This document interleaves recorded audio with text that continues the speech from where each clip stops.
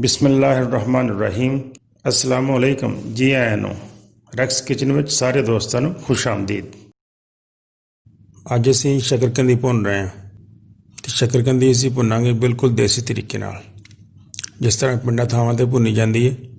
ਸਾਲਨ ਰੋਟੀ ਪਕਾਉਣ ਤੋਂ ਬਾਅਦ ਚੁੱਲ੍ਹੇ ਜਾਂ ਭੱਠੀ ਵਿੱਚ ਜਿਹੜੀ ਅੱਗ ਬੱਝ ਜਾਂਦੀ ਹੈ, ਉਸ ਅੱਗ ਦੇ ਵਿੱਚ ਅਸੀਂ ਸ਼ਕਰਕੰਦੀ ਦਬਾ ਕੇ ਤੇ ਉਸ ਤਰੀਕੇ ਨਾਲ ਭੁੰਨਾਂਗੇ।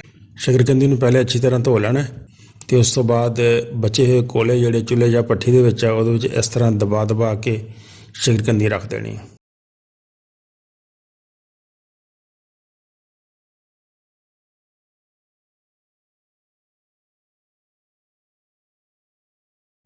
ਤੇ ਉਹਦੇ ਉੱਤੇ ਸਾਰੀ ਸੁਆਹ ਤੇ ਕੋਲੇ ਪਾ ਦੇਣੇ ਆ।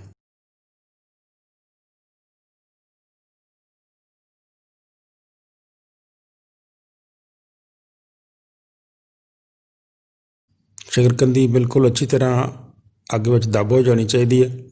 ਕੋਸ਼ਿਸ਼ ਕਰਨੀ ਹੈ ਸਵਾਹ ਵਗੈਰਾ ਜਿਹੜੀ ਹੈ ਉਹ ਜ਼ਿਆਦਾ ਪਾਣੀ ਆ ਉਹਦੇ ਉੱਤੇ ਤੇ ਬਾਅਦ ਵਿੱਚ ਉੱਤੇ ਕੋਲੇ ਪਾਉਣੇ ਆ।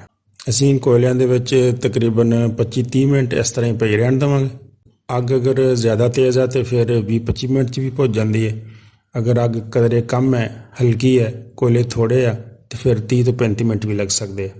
ਸ਼ਕਰਕੰਦੀ 'ਚੋਂ ਬਹੁਤ ਪਿਆਰੀ ਖੁਸ਼ਬੂ ਆਉਣੀ ਸ਼ੁਰੂ ਹੋ ਗਈ ਹੈ ਤੇ ਸ਼ਕਰਕੰਦੀ ਪੱਕ ਜਾਣ ਦੀ ਨਿਸ਼ਾਨੀ ਵੀ ਇਹੀ ਹੈ ਕਿ ਜਦੋਂ ਅੱਛੀ ਤਰ੍ਹਾਂ ਖੁਸ਼ਬੂ ਆਉਣ ਲੱਗ ਪਵੇ ਤੇ ਸਮਝੋ ਤੁਹਾਡੀ ਸ਼ਕਰਕੰਦੀ ਪੱਕ ਗਈ।